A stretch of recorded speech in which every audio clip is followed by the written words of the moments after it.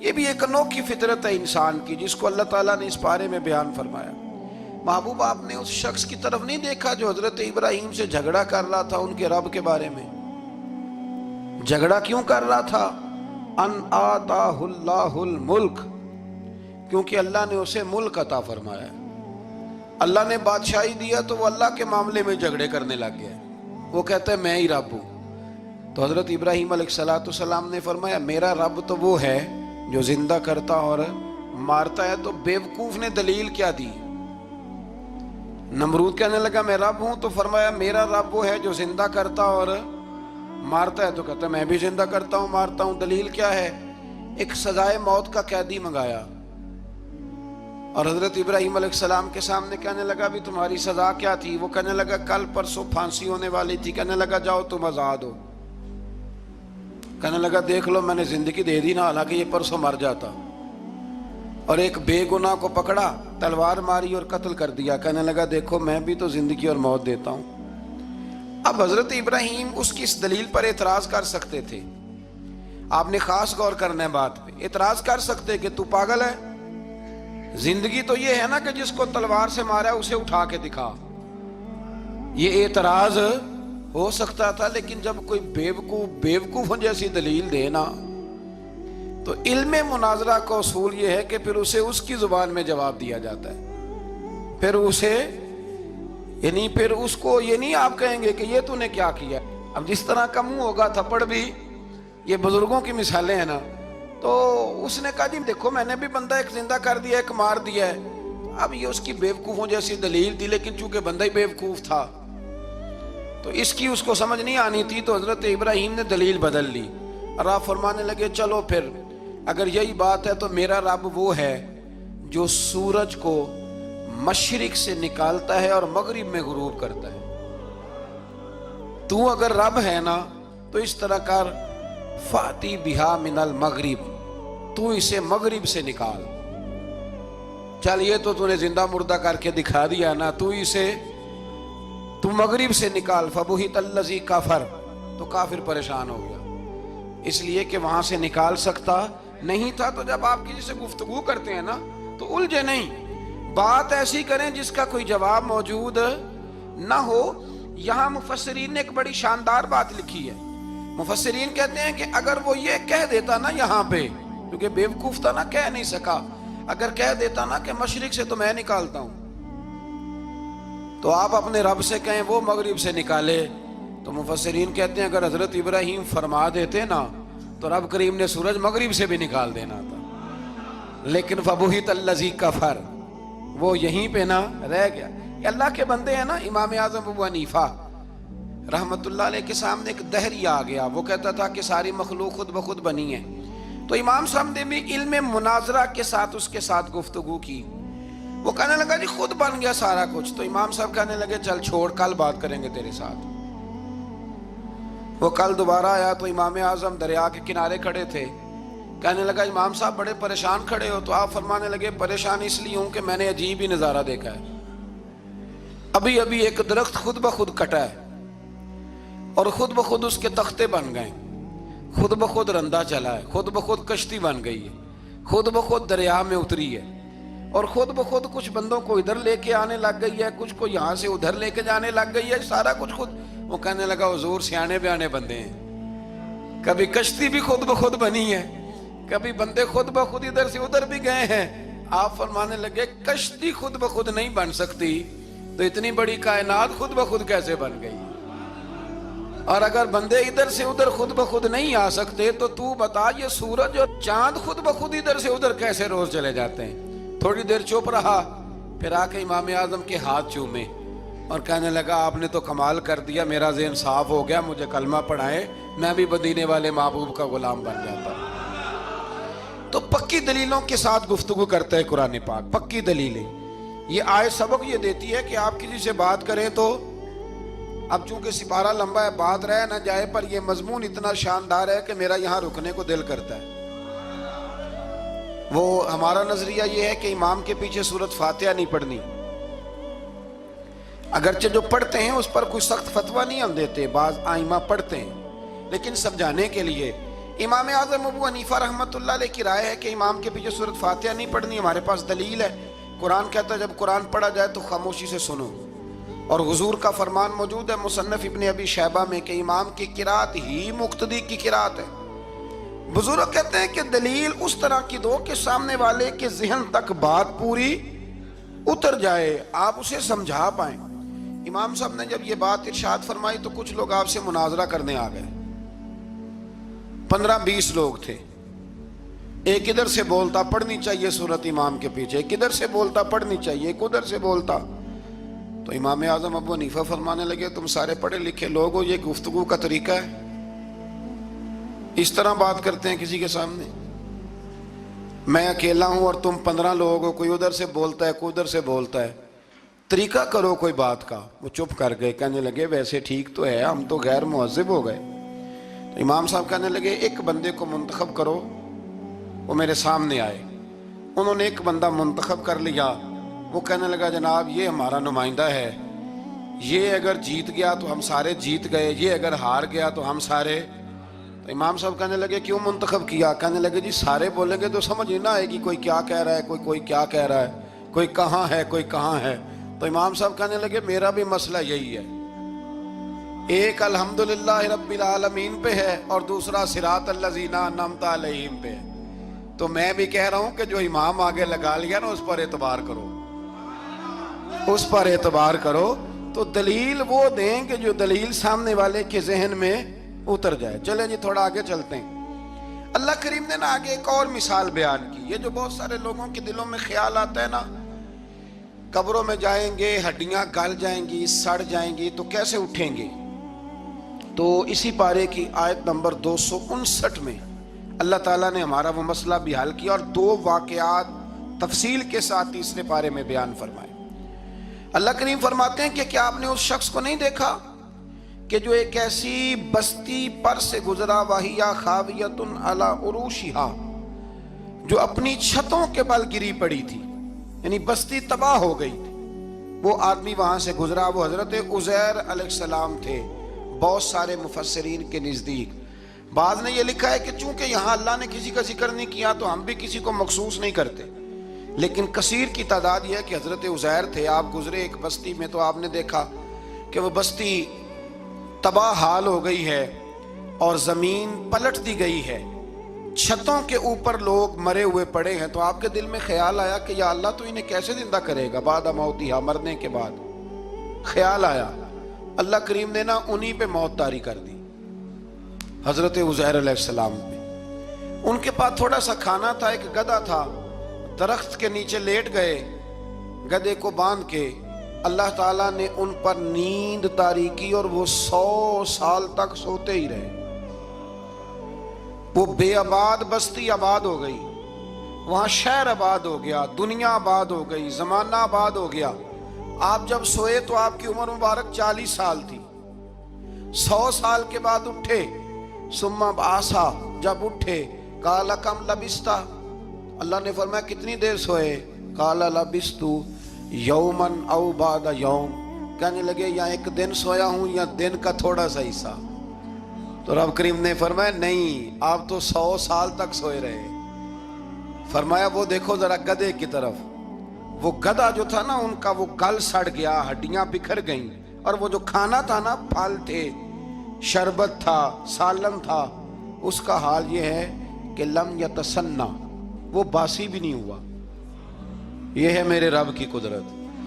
جس نے پہلے گل سڑ جانا تھا وہ باسی بھی نہیں ہوا, اور وہ گدھا اس کی ہڈیاں بھی بکھڑ گئیں. تو رب کریم نے فرمایا سمجھ آئی ہے میں مردے کیسے زندہ کروں گا؟ عرض کی یا اللہ ایسی سمجھ آئی ہے جو کبھی بھولے گی بھی نہیں. 100 سال تک سوئے رہے. یہ بڑا لطیف واقعہ ہے. حضرت عزیر علیہ السلام اٹھ کے نا تو اپنے گھر گئے تو کوئی پہچانتا ہی نہیں تھا. ایک بوڑھی اماں جس کی عمر بہت زیادہ ہو گئی تھی اس کو جا کے سلام لی تو آپ فرمانے لگے اس اماں سے یہ عزیر کا گھر ہے؟ تو اماں فرمانے لگی ہاں ہے تو عزیر کا, لیکن وہ تو 100 سال پہلے غائب ہوئے, دوبارہ آئے ہی نہیں. آپ فرمانے لگے اماں میں ہوں عزیر. اماں کہنے لگی کہ عزیر کی تو ہر دعا قبول ہوتی تھی, اگر آپ عزیر ہیں نا تو دعا کریں میری ٹانگیں جواب دے گئی ہیں, آنکھوں سے نظر نہیں آتا, آپ دعا کریں, اگر آپ واقعی عزیر ہیں تو اللہ مجھے شفا دے دے گا. تو حضرت عزیر نے دعا کی تو رب نے انہیں شفا دے دی. حضرت عزیر کی عمر اس وقت بھی 40 سال تھی. حضرت عزیر کی عمر جب گئے تب بھی, واپس آئے تو, اور حضرت عزیر کا بیٹا ان سے ملا تو اس کی عمر 118 سال تھی. پوتے بھی بوڑھے تھے. لوگوں نے حضرت عزیر علیہ السلام سے کہا یہ کیا ہے؟ فرمانے لگے یہ میرے اللہ کی قدرت ہے, یہ میرے رب کی قدرت ہے. آج بھی آپ دیکھ لیں کہ کچھ لوگوں کے بال ساری زندگی سفید نہیں ہوتے, اور کچھ 17 سال کے 16 سال کے نوجوان ہیں تو سارا سال ان کا سفید ہو جاتا ہے. علامات وہ آ جاتی ہیں جو بوڑھوں میں ہوتی ہیں. اللہ تبارک و تعالیٰ نے فرمایا کہ یہ ہماری قدرت ہے, اس طرح کر کے ہم مردوں کو زندہ کریں گے. جب مومن قبروں سے اٹھیں گے نا, مومن آنکھ کھلے گی تو کہیں گے سویرا ہو گیا, جیسے ابھی سوئے تھے نا, کہیں گے دن چڑھ گیا, تو اللہ فرمائے گے ہاں دن بھی چڑھ گیا ہے اور رب رسول کے دیدار کا نظارہ بھی تمہیں دیا جائے گا. اٹھو, بڑی شاندار صبح ہوئی ہے. اور کافر جب اٹھے گا تو کہے گا اوہو اب میرے لیے کیا نئی سزا ہے. تو اس سے بالکل آگے متصل حضرت ابراہیم علیہ السلام کا وہ واقعہ اسی پارے میں ذکر کیا گیا ہے. جب حضرت ابراہیم علیہ السلام نے کہا تھا کہ اے اللہ مجھے دکھا تو مردے کیسے زندہ کرے گا, تو رب کریم نے فرمایا یقین نہیں. عرض کی یا اللہ اطمینان قلبی کے لیے. ایک علم الیقین ہوتا ہے, ایک عین الیقین ہوتا ہے, ایک حق الیقین ہوتا ہے. کہ یا اللہ میں اطمینان قلبی کے لیے. تو اللہ نے فرمایا 4 پرندے لے لو.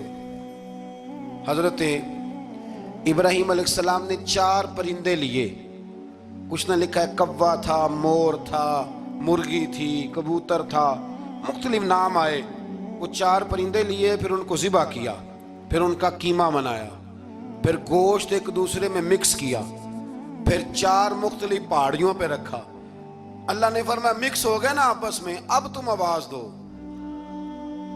حضرت ابراہیم نے آواز دی اور رب نے زندگی دی, اور وہ پرندے اپنی ٹانگوں پر چلتے ہوئے حضرت ابراہیم کے پاس آ کے کھڑے ہوئے. تو فرمایا ابراہیم جس طرح ان کو زندہ کیا نا, اسی طرح پھر قبروں سے میں ہڈیاں بھی زندہ کر کے نکال دوں. میں ایک فلسفی کو پڑھ رہا تھا. یہ ہمارے جدید دور کے فلسفی بڑے عجیب باتیں کرتے ہیں. وہ کہتے ہیں جی ہوا ایسی چلتی ہے کہ انسان قبر میں ہوتا ہے تو ہڈیاں گل سڑ جاتی ہیں تو کوئی بھی نہیں بچتا. اور پھر آپ کہتے ہیں کہ کچھ کو عذاب ہوتا ہے, کچھ کو ثواب ہوتا ہے. تو قبر کے اندر جب مردے چلے گئے تو آپ یہ بھی کہتے ہیں بعض لوگ ایک ایک قبر سے 70 اٹھیں گے تو ایک کو عذاب ہو رہا ہے, ایک کو ثواب ہو رہا ہے. یہ کیا ماجرا ہے؟ ہمارے بزرگوں نے جواب دیا ہے. ہمارے بزرگوں نے یہ جواب دیا ہے کہ یہ ہوائیں, یہ فضائیں, یہ ساری اللہ کی قدرت ہے. ہر آدمی کو ٹھنڈ لگ جاتی ہے سردیوں کے موسم میں.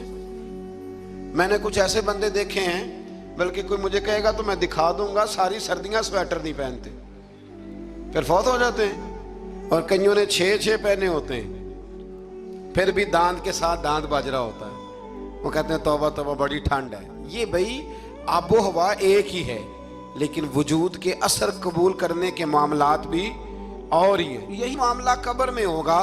دیکھیں نا حضرت عزیر علیہ السلام کے گدھے نے بھی آب و ہوا لکھی اور کھانے نے بھی. تو گدھا گل سڑ گیا پر کھانا گلا سڑا. دوسری بات یہ کہ قبر میں بندے اکٹھے ہیں تو کسی کو عذاب تو کسی کو ثواب. تو امام جلال الدین سیوطی رحمۃ اللہ علیہ فرماتے ہیں 2 بھائی اگر ایک پلنگ پہ سوئے ہوں تو ایک خواب میں لاہور ہوتا ہے, دوسرا پشاور ہوتا ہے. سوئے کہاں ہوتے ہیں؟ اکٹھے ایک پلنگ پہ. وہ ایک کہتا ہے میں رات کو لاہور تھا, اور دوسرا کہتا ہے نہیں تو غلط کہہ رہا ہے, میں تو پشاور تھا. تو ہوتے کہاں ہیں؟ تو اگر ایک جگہ پہ آپ موجود ہیں اور اللہ تبارک و تعالیٰ نے آپ کو روحانی طور پر کہیں کا کہیں پہنچا دیا ہے, تو اسی طرح قبروں میں بھی اگر کسی کو عذاب ہوگا تو ہو ہی جائے گا, اللہ معاف کرے. اور اگر کسی پہ رحمت ہوگی تو وہ بھی انشاءاللہ ہو ہی جائے گی. تھوڑا سا آگے بڑھتے ہیں. پھر اللہ تبارک و تعالیٰ نے نا اپنی راہ میں خرچ کرنے کی بات ارشاد فرمائی. فرمایا اگر تم میری راہ میں خرچ کرو گے تو میں تمہیں 700 گنا کر کے واپس کروں گا. اللہ کی راہ میں خرچ کریں گے تو کتنا ملے گا؟ یہاں بھی معاملہ یقین کرنے کا ہے. قوم کو یقین آ جانا کہ ڈبل ہو جائیں گے تو ساری قوم لٹ جاتی ہے. اگر اتنا یقین ہو جائے نا ڈبل ہو جائیں گے تو لٹ جاتی ہے، تو اگر یہ بھی یقین ہو جائے نا کہ 700 گنا ہو جائیں گے تو پھر بھی میرا خیال یہ ہے کہ قوم لٹنے کو تیار ہو سکتی ہے، لیکن وہاں لٹ کے برباد ہوتے ہیں۔ رب رسول کے رستے میں لٹیں گے تو آنے والی نسلوں کو بھی اللہ آباد فرما دے گا، اللہ آباد کر دے گا آنے والی نسلوں کو۔ تو میرے دوستو تھوڑا سا آگے جب ہم اس پارے میں چلتے ہیں تو اللہ تبارک و تعالیٰ نے 2 باتیں ارشاد فرمائیں۔ ایک تو ارشاد فرمایا کہ شیطان تمہیں نا 2 چیزوں کے بارے میں اکثر ورگلاتا ہے، ایک تمہیں کہتا ہے کہ کنجوسی کرو، فقر تنگ دستی ہو جائے گی اگر خرچ کرو گے، اور دوسرا تمہیں کہتا ہے بے حیائی کرو۔ اللہ نے فرمایا یہ 2 کام تم نے کرنے نہیں، نہ تم نے بخل کرنا ہے اور نہ تم نے بے حیائی کرنی ہے۔ اور پھر آگے جا کے ارشاد فرمایا کہ دانائی بڑی حکمت ہے، عقل مندی بڑی حکمت ہے، زندگی دانائی سے گزارو۔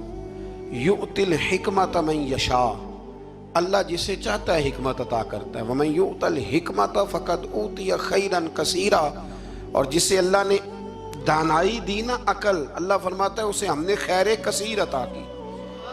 کام سارے ہی ہو جاتے ہیں پر جو عقل کے ذریعے کیا جائے نا، شیخ سعدی نے کہا تھا اگر تیرے پاس 1 من علم ہے نا تو 10 من عقل کی بھی ضرورت ہے، پھر وہ علم آگے پہنچتا ہے۔ 10 من، 1 من شعور کے ساتھ، دانائی کے ساتھ۔ میرے نبی کریم علیہ السلام نے نا بڑی دانائی کے ساتھ دین پھیلایا ہے، بڑی حکمت کے ساتھ، بڑی خوبصورتی کے ساتھ۔ حضور نے، ایک شخص نے آگے کہا یا رسول اللہ صلی اللہ تعالیٰ علیہ وسلم میں 5 نمازیں نہیں پڑھ سکتا، 2 پڑھوں گا۔